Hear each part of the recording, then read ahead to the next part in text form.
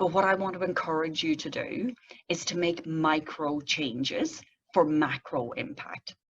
So for yourself right now, there is so much huge change happening. We're all working from home. We can't see our friends. We can't hug some of our loved ones. We can't even take the dog for a walk without having to think about social distancing. We're running out of, basic supplies like toilet paper. All of these things bring stress. But think about what are some of the micro changes that you can bring into your life that will start to top you back up. So take some time to consider about work-life balance. So if we look back again, 6 weeks ago, we were thinking, okay, work and life were very distinct from each other. Now they're starting to get closer and there's like a fuzzy edge here between the two because we're working from home. For many of us in the corporate sector, we're now working from home. So therefore, the day of work and life are being melded into one. But what keeps the balance in check is actually that ability to look after ourselves, to do that self-care, to keep the oxygen mask on.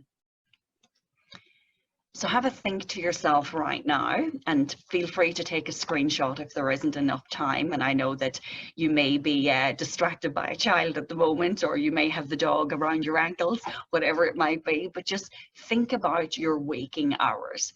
So how much time are you currently spending at work for your waking hours? How much time are you spending on yourself? And how much time are you spending on life?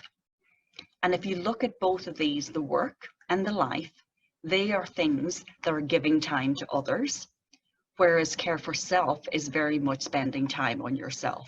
And we know that that is what's pivotal to keeping us in balance.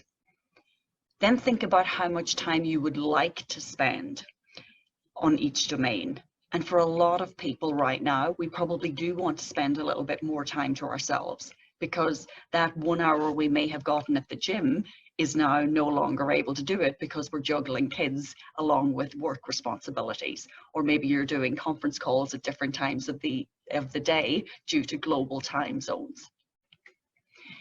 Then think through what are some of the major barriers. What's stopping you?